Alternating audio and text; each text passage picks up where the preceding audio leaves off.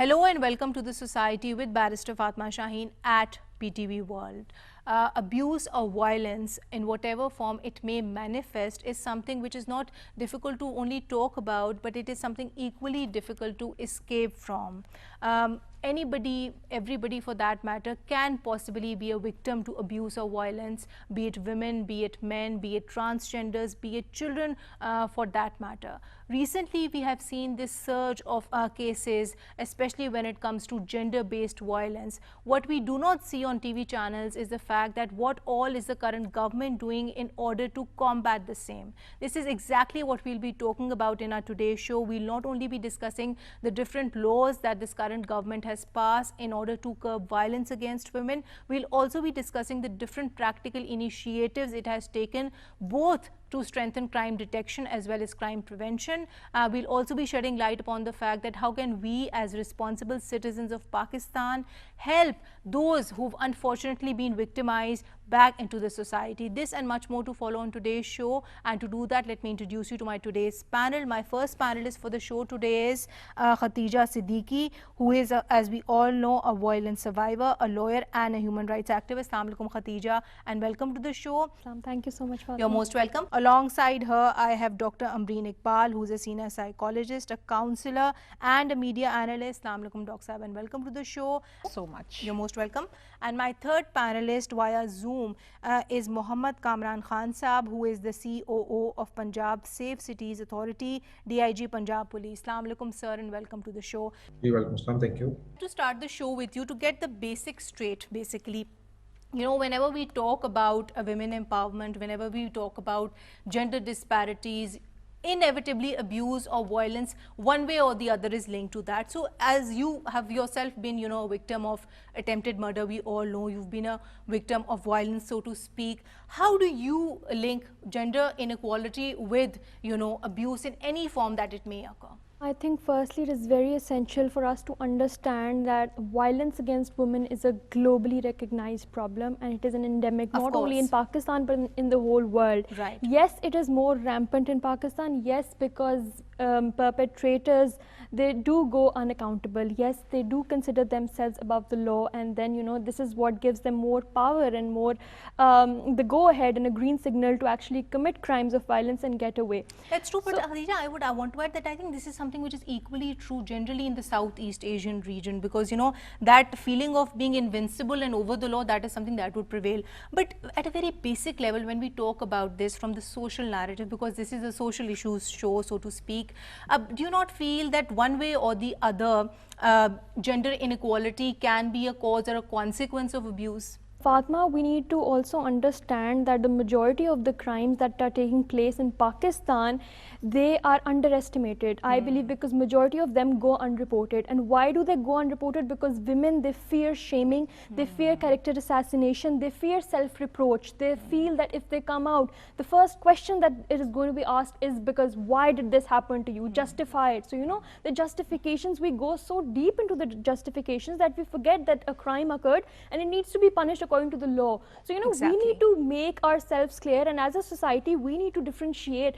that a sin is different, and morally you can be wrong, but legally it is a separate thing. And what we also need to address, I think that's very rightly pointed out by you, is that there are more social barriers to women empowerment as opposed to legal barriers, because we do know as lawyers that generally, you know, women do have the same status under the law, under the constitution, and specific laws that we'll be talking about. But coming to you, Dr. Saba, I'm sure you come across a lot of cases of abuse, of violence in your practice. So what is that one common reason that you see in all of them? Because from my at least experience, I see that to some extent the reasons are the same in all the social classes, but when you move on to a different class, they tend to differ. Well, Fatma, when you talk particularly about the dynamics or the etiology or the reasons of the violence, when we say the violence or the assault, it could be physical, it could be emotional, it could be psychological, and it could be the sexual one. So they're the different categories. Of course. And obviously the ratio and the proportion of every kind of assault is different across the different socioeconomic status and the classes.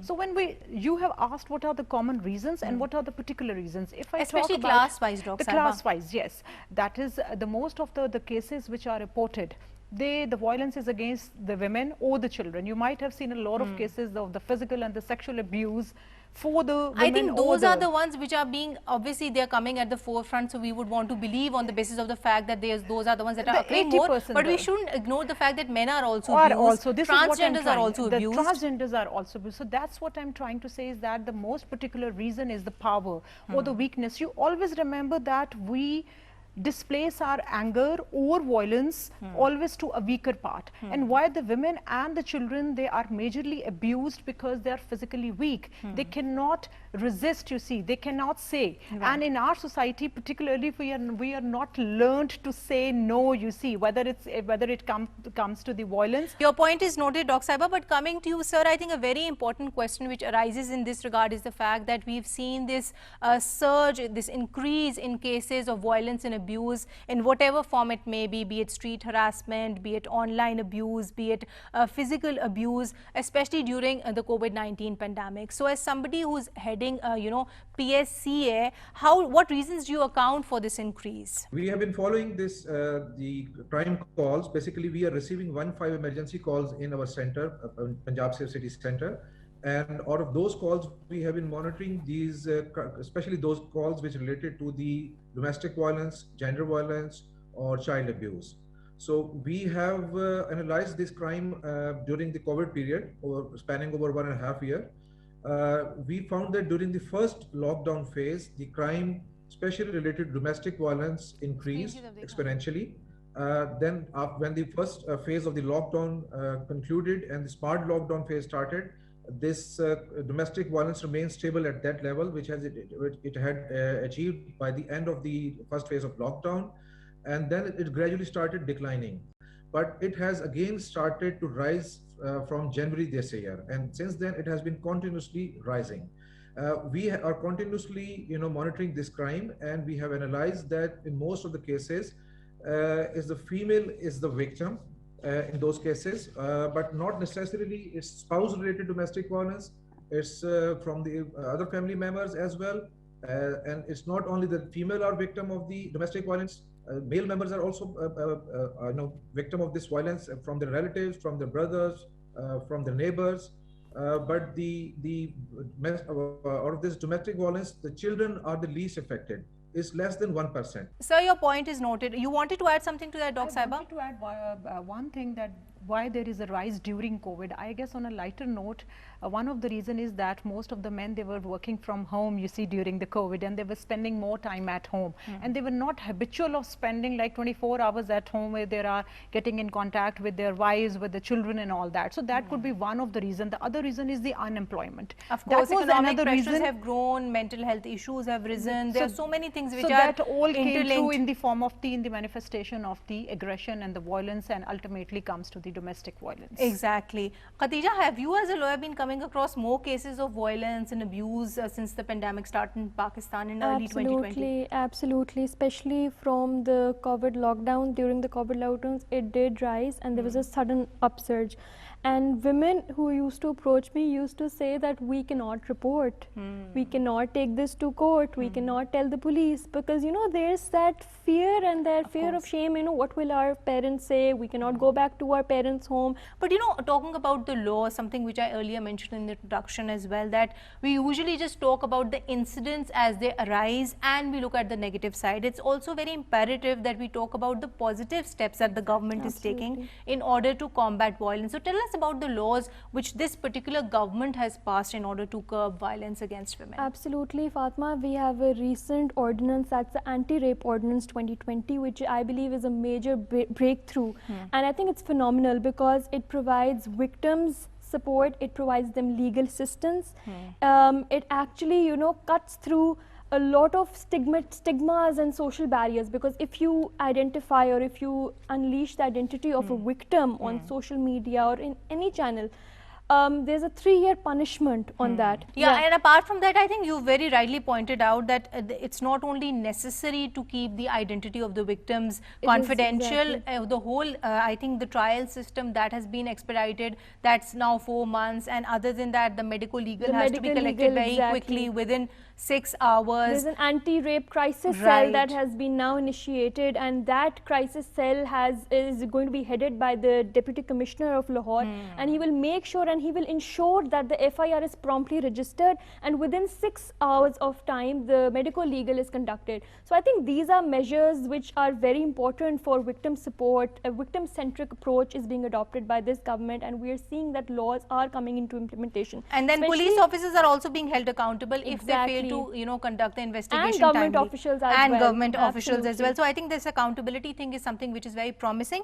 And then also, Khadija, the Criminal Law Amendment 2020, that in itself is also a very good piece of law in my opinion. Yes, I believe that the Criminal Law Amendment Act 2020 is very important piece of legislation because it has made amendments in the Pakistan Penal Code. Right. And coming to the definition of rape, that has been it has been enlarged. And the definition, first we used to say that it was very, you know, basically the definition was very narrow. Now the definition has been broadened, because firstly we used to see that section 375 usually encompassed man raping a woman. Now that man has been replaced by person, and that person can include a male, female or a transgender as well. Exactly. I think so that is something very major breakthrough. And then also the offence of gang rape has been added, which is again in itself a very 376A. exemplary step. And other than that, we do know, all of us, that the Ministry of Human Rights has set up this helpline, and then there are crisis centers all over Pakistan, and the recent, you know, citizens portal where anybody can go and complain, which of course includes women like us as well. I think on that note, we would want to have your narrative on this too, Kamran Saab, since you are there, you know, actively working for the better law enforcement. So in that regard, what apps do you have when it comes to, you know, protecting people, making cities safe, especially in Punjab? Whenever a woman feels harassed or is threatened or has suffered some crime, so the main important aspect that comes in the first place is how they connect to the law enforcement agencies. So the basic number, emergency number to connect with the police is 15.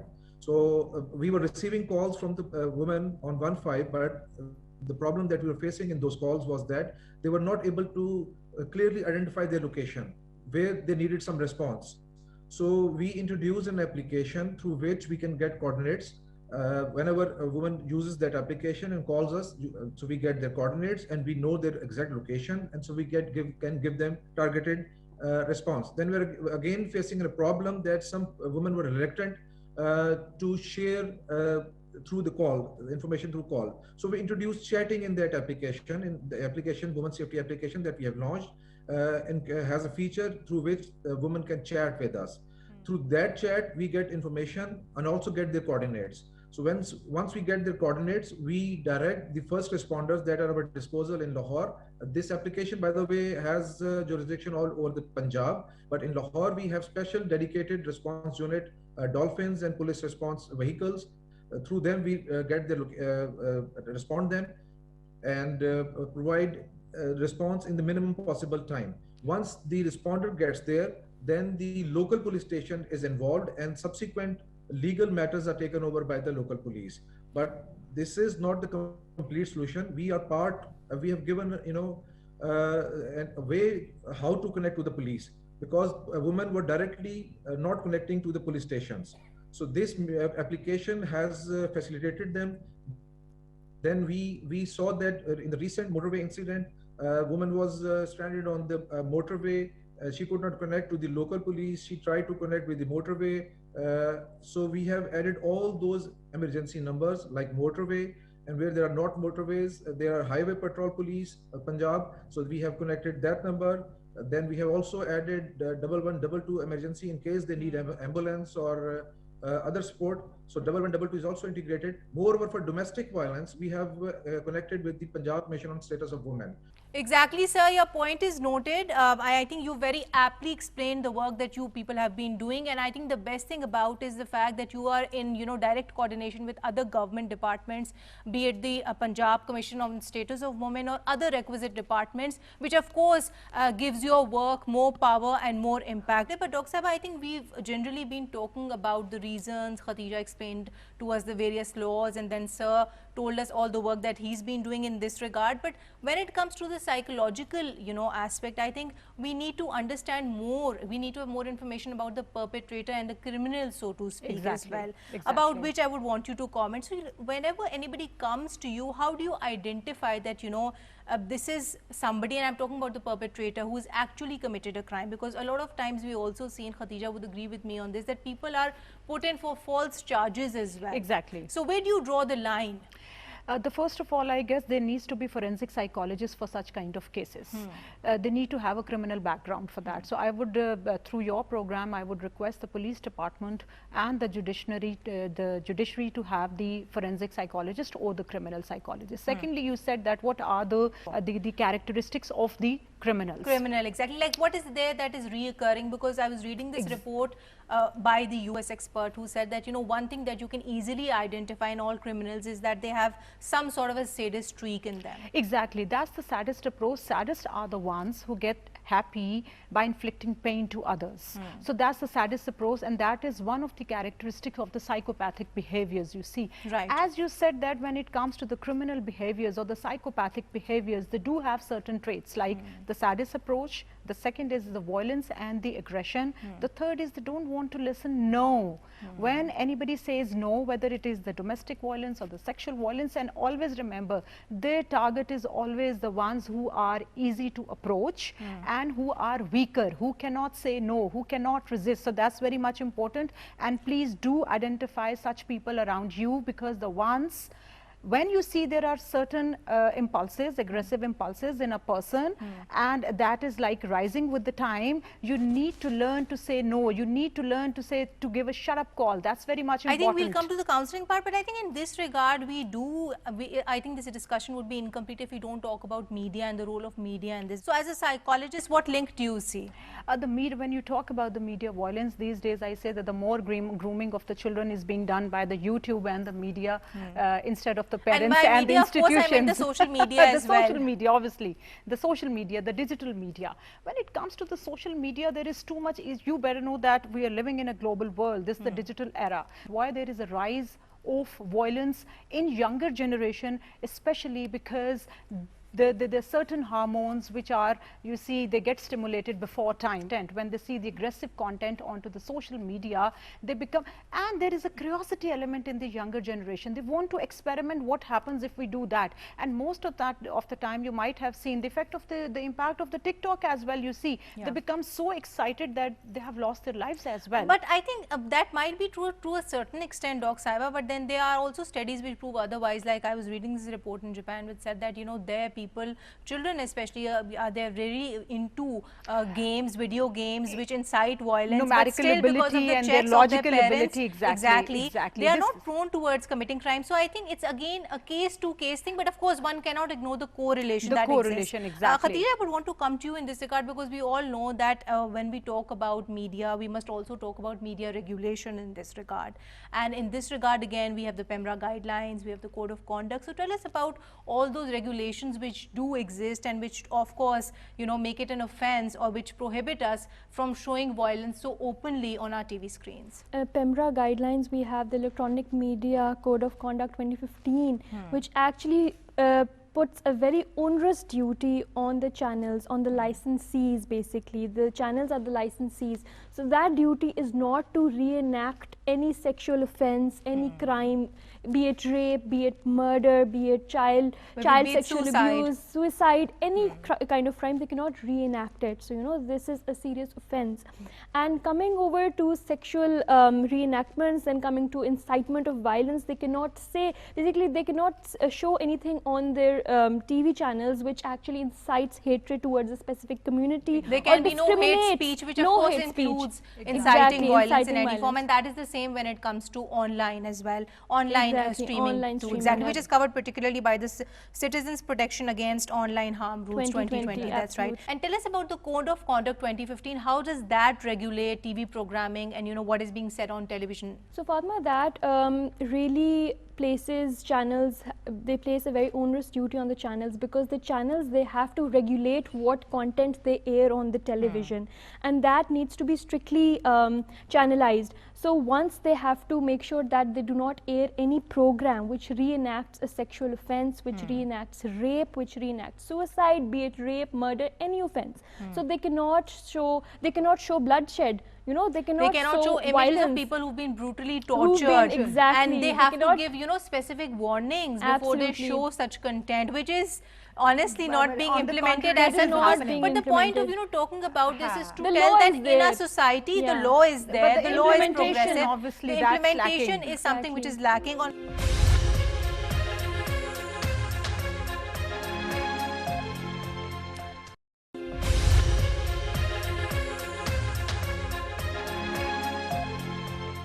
So we are generally talking about law, we are also talking about implementation. I think a very important thing which comes out of the discussion is the fact that something which Khatija also mentioned is that it is important for TV channels to keep the identity of the victim of abuse confidential. So in this regard, what data protection, what data confidentiality policies do you people have? We have particular regulations devised for the protection of data and to keep the privacy of the callers and the victims. We do not share this data. This data is only for the law enforcement agencies. Basically, this data is, since we are using two types of data we are having here. One is through 115 calls that people contact us in case of emergency. That data is not shared with anybody. It is only used to make response through police. The rest of the information, when the police reaches on the crime scene or the incident scene, then the victim or the caller herself shares with, or himself or herself shares with the police. So this data is protected. The second data that we are receiving is through videos, the cameras through which we are monitoring the city, and we are identifying the crimes, and even we are monitoring the reported crimes which have been reported on 115. So we start monitoring those things. Those videos are also confidential. These are not shared. These are only to be shared with the investigating officers, unless he proves that this is needed for the trial, for the investigation of the case. Then the video is watermarked and is confidentially shared through a sealed document, DVD, and one copy is also shared with the court. So that data is only shared for presenting for investigation purpose and for presentation in the court for the trial purposes. Otherwise, we do not share this data with any private or public sector department. This is only meant for the law enforcement agencies, and that too is shared after following stringent SOP. And once for the last 3 or 4 years, we have not seen even a single case in which our data has been leaked through the investigating officers. And I think that is a very paramount responsibility that you people are, completely complying with, because half the reason I think women would feel comfortable reporting to you would be because they would feel very, secure and very sheltered that way, because, yours is a organization, PSCA, which is there for women, because otherwise they always have the option to reach out to routine police too. So why should they reach out to you that way? So I think that confidentiality reason adds to that, and I think that is something for which we must give you credit. Dr. Saiba, coming to you, I think very important thing that we need to also talk about when we talk about this whole issue on violence and abuse in the society, be it against women or any other person, is that, we need to identify abuse. And now I'm coming back to you to the patient mode, basically that way.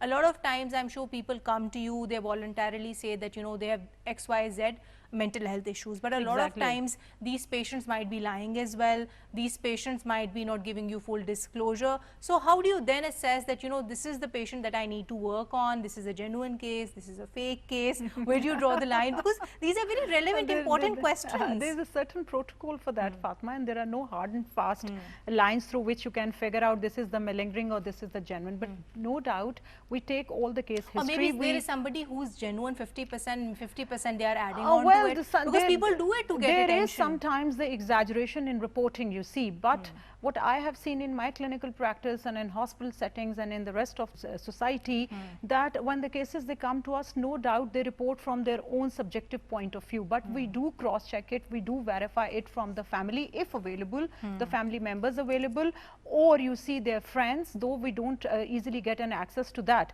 But if they are coming by themselves willingly, you see, so that mostly somehow one identification is that they are the genuine, you see. But no doubt sometimes there is malingering, especially in terms of when there are any not fits 100%, I think, but people lie as well, and they would not be maybe not lie. I would say maybe a better word would be that they would want to hide the truth Sometimes because they they feel ashamed to talk out Sometimes properly. they don't have insight even into their own issues, you see. Right. That's another. So, yes, so that's another not the category malingering, too. they don't have an insight.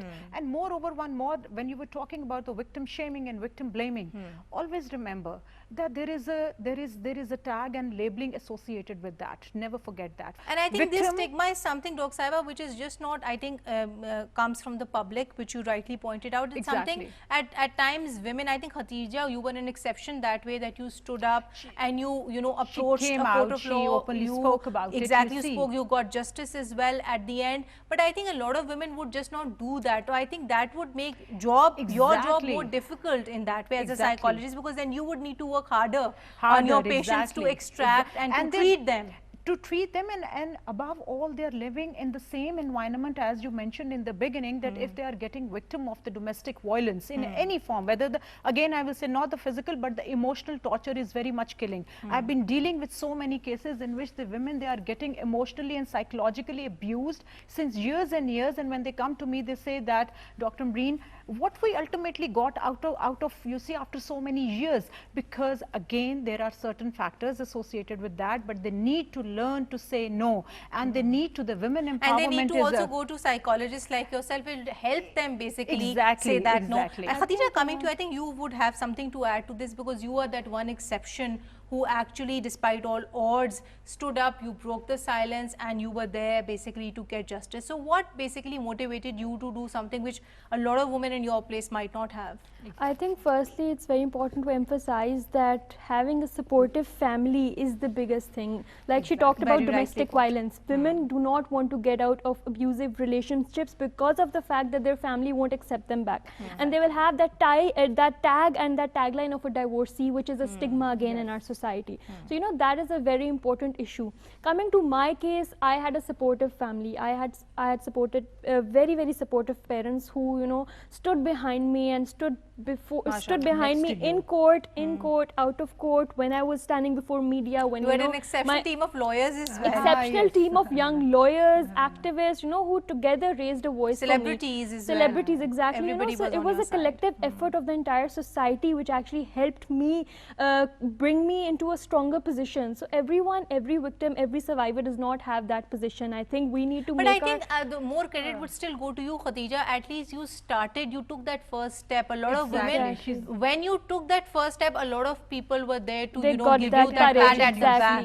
A lot of women would not even do that to start off with. Even men or children or transgenders, anybody who's abused basically that way. So in that regard, what were the challenges basically that you faced, be it during trial, be it in terms of reporting your case, because of course we understand that police also has a very important role here, and which we've not only seen in your case, in quite a few recent cases as well. The challenges that I had to face during my entire case, initially they were from the people who were charged in this case. So he was the son of a lawyer. So basically that was the first challenge, that we were being pressurized into an out-of-court settlement, into giving up the case because of the tagline that she is the girl, she is the victim, she will be held accountable, she will be character shamed to such a immense level that you will have to give up in the end. So better give up right now or face the consequences, face the music later. So these are the kind of threats that I had to receive. And that was something that carried through during your trial as well, especially during the cross-examination. So this continued during the entire case. At every step they made it sure that they would character shame me, they would blame me for what happened to me,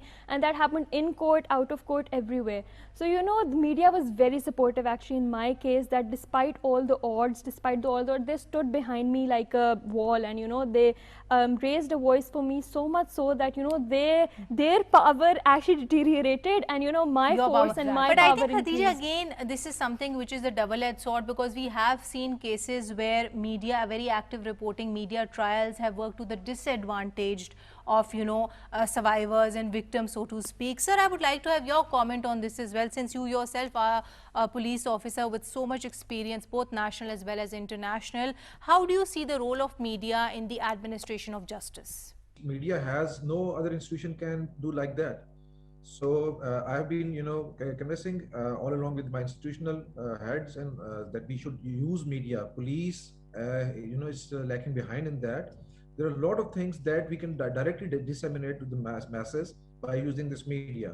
But there are a lot of programs going on in the media which relate to the crime. We are trying to get in touch with them, and we want them, while they are depicting some criminal activities, so they should also make use of their programs and create awareness among the masses. I remember we were having this conversation where you told me that, you know, one part of the application is also to create awareness about women issues. So tell us about that too. Yes, we are also trying to project this application through, not only through electronic media, but we are utilizing all the handles of social media as well. Our social media, Safe City social media, is very active, not only about this application but other law enforcement aspects. We are continuously collaborating with the police, and not only the activities that we carry in the Safe City Authority, but all the policing activities, we utilize our social media and to project the police cause in those through those application through the media handles. Moreover, this we have also an outreach program in which we not only utilize the social media, we all go to the public as well. We are we are going to the academic institutions. We are disseminating information about our applications. We are educating the women, especially. We have been to all the women universities in Lahore. We are educating them. We are making awareness about this application, and then we are answering all the police related questions that the students and the faculty have. We are continuously utilizing this awareness campaigns. We have signed an MOU with United Nations Women. We have a MOU with United Nations Population Fund. We are utilizing their channel as well, so their media campaigns. Focus of your program should also be reaching out not only to women like us who are sitting in urban cities, but also to basically suburbs and rural areas. So are you targeting that? Yes, through this application, we have a feature in the application through which we can know from which districts the applications are being installed, and which districts the women are still not aware about the application. So we are continuously analyzing those installations. We have more than 47,000 installations so far. So we know which districts still are lagging behind. So we have signed with some NGOs MOUs in which those NGOs are projecting this application for the protection of the women in those districts. And now we are checking from our application whether their efforts in those districts are bringing any fruits, whether women are installing applications in those districts or not. So we have a clear picture which districts this application is moving forward, and which districts and we need to make more efforts. So coming to you, Khatija, I think we've generally spoken about so many things, the work the government is doing, then we've gotten the psychological aspect from Doc Saiba, and what work is PSCA doing in this regard too. But I think what is equally important to consider is this very important provision in the law itself, which talks about chemical castration. And there has been a lot of debate about it, where the school of thought has been divided, that at one point people are saying that it is good that this clause has been introduced because it will inevitably create this element of deterrence. At the other end, we have this school of thought which says that it is better to focus on the rehabilitation of the offender. So what is your stance on this? Okay, so Fatma, when we talk about chemical castration, there are some downsides to it as well as good side as well. Because when we talk about castration, it's about a drug which has a limited impact. So I cannot exactly comment on how long, but yes, about in 3 to 4 years, when the drug, the impact stops, you go back to your normal routine. So, you know, castration needs to be, it is a very, very good, phenomenal law, but the implementation will again be an issue. When we talk about punishment, we need to talk about its certainty, you know, that the punishment should be certain.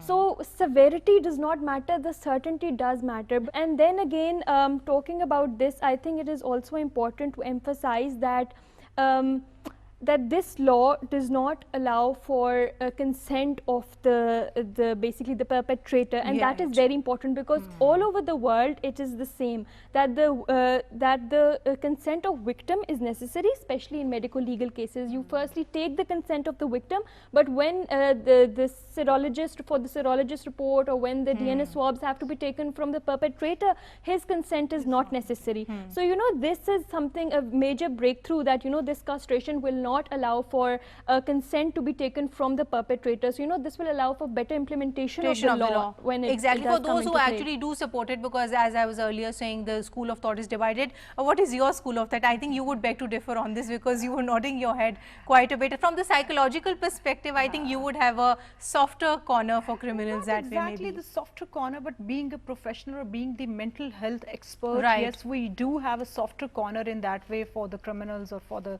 psychopaths. especially or for those, Dr. Saiba, who are mentally unsound, for those who don't understand the consequences this of is their what actions. so this is what I'm saying. So when they talk about the chemical castration, that's one of the school of the thought, no doubt. But I would like to talk here about the reward and the punishment strategy. Right. That's very much important. In Please. the management we do study, in the psychology we do study that reward and punishment technique even is mentioned in Quran Majid as well, and it is also mentioned in psychology that it's very must to reshape up the behavior. We always say that if you want to shape up the behavior, the positive behaviors, the good behaviors, they need to be positively reinforced, and the negative behaviors, they need to be negatively reinforced. Here one of the flaw which I see in the judiciary, with due apology and all that, is that the punishment system is very much delayed. It is, as you said, mentioned earlier, that it is the certainty is very much important. Since we know that the process, the procedures, they are very long. At the first place, going to But the I police think the law department, is basically trying to address it, which you know, Khatija also pointed Exactly. out, particularly when it comes to rape and sexual offences, is that about it 4 has years, very 4 clearly months laid down time. 4 months. I think it's too early to comment, too Dr. Saiba, early, because but the law has still, just come a few months ago. just come But few from the months ago. psychological aspect, you know, if I was to ask this question from you, not from a legal perspective or Okay. social perspective, but from a psychological perspective, that would you feel that it is better to basically give somebody a death penalty or a harsh a penalty, as opposed to rehabilitating them back in the society so as to reduce their chances of reoffending? What would you go by? Like, you have two aims of sentencing: retribution, rehab.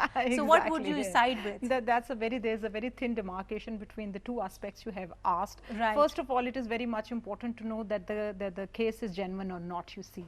If it is genuine, then rehabilitation is also needed, because when you are putting such a criminal or a psychopath or a mentally unstable person in the jail, even he or she could be equally, you see, dangerous for the others too, where he or she is living, you see. For from that point of view, whether he is inside the jail, but still the rehab is must. Rehab So I guess the police departments, they need to have a quota for the criminal psychologists who keep on doing the rehabilitation work. Personally, I think it should be a combination of both, because, you know, we've seen in the US, they are tilting more towards The rehab. retribution, Exactly. keeping people in prisons. In Europe, Scandinavia, Norway, they are tilting more towards rehabilitation at the end. So I think it should be a case-to-case kind of a thing. But sir, I would want your comment on this, since of course you are yourself from the police. What would your view be on this? I think I would also say this is a combination of both. You cannot undermine the severity of the punishments, because that creates deterrence in the society and among the criminals. But at the same time, this rehabilitation is very important. We are not here to just punish the criminals. We have to reform the society as well. So this rehabilitation aspect is taken when we go see in the Western world. It's very important, but it's missing in our country. We just concentrate on the giving harsh punishments, and you see in the from the public every day the demands are coming on public hanging and all those things. We need to see in society why this crimes are, people are committing these crimes. We need to see this in the Western world. This crime is a measure of deviancy in the society, but in our societies we do not measure deviancy in the society. We just are after punishing the criminals. So we need to see the roots, the root causes of the why the criminals are committing such crimes. So it's a combination of finding the root causes and reforming the criminals. Then we should also move towards the alternate dispute resolution methods. There are a lot of issues in our society which incentivize the crime, because there are, as you know, in law there are some non-cognizable offenses.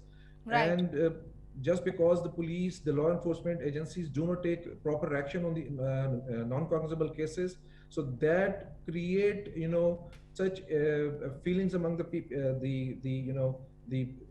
among the people, so they commit those crimes because the grievances were not redressed because the law thought that they were non-cognizable. Exactly, sir, and I would agree with you on that. I think in this way, basically, the UK model is, at least according to me, it's the best because it takes into account both retribution as well as rehabilitation as its sentencing goal. But to conclude today's show, Khadija, I would want your, 2 cents on wrapping up this whole show, because you are a very important panelist here for us today. A lot of women in your place might not even have agreed to come on the show to start off with. So in that regard, considering that you yourself are a violence survivor, what is that message that you want to give to all the women in our society? Fatma, my message to the women across Pakistan and everywhere, whoever is listening to the show, would be that silence always breeds violence. So do not remain silent, break the shackles, and I think make your voice heard, because that's the most important thing. When you get the courage and when you get that motivation to come out and speak up against injustice, there are ways, and God will pave a way for you out. Exactly, and I think you need to take that one step after which everything accordingly falls into line. But coming to you, Dr. Saiba, what would your concluding message be? I think when the women, they come to me mostly with the domestic violence, the first 2 things which we identify is the self-pity and the self-blaming. I still see the cases where the women, they say maybe it was our fault, maybe we couldn't respond to that situation properly, maybe we could have tolerated more so that we could have saved our homes. The other thing is which is very much important, that we need to learn to say no, whether it's the sexual violence. I see and so many cases of... And that is something that children need to be taught at the this very is what outset, I'm saying, from the parents, from the teachers. At the very beginning, they need to learn, because in our culture, we associate the yes with the obedience. And if you're going to say no, you are disobedient, you see. So that's one of the myths we have to break. We have to break that association between saying no and the courtesy. And the last thing, I guess, the parental training is very much important. Before the training, the children, through role modeling, they do see how their parents, they behave. Right. Your point is noted. On that note, I would like to conclude today's show. Thank you so much, Khatija. Thank you so much, Fatma. Thank you so much, Dr. Saiba. Thank you. And thank you so much, Kamran Saab, for being here with us today. Well, to conclude today's show, we have spoken about all the initiatives that the government is currently taking in order to curb violence in the society, be it against women, be it against children. Personally, I feel this is more of a social problem as opposed to a legal problem, which is why it is very important for us to correct our societal attitudes, especially towards people who commit such crimes. We need to stop normalizing violence. We need to stop validating actions of such perpetrators who commit crimes, and most importantly, we need to start teaching survivors of violence that they always have the right to say no, they have the right to walk away, and they have the right to change the narrative. On that note, signing off for today. Until next time, take care and Allah Hafiz.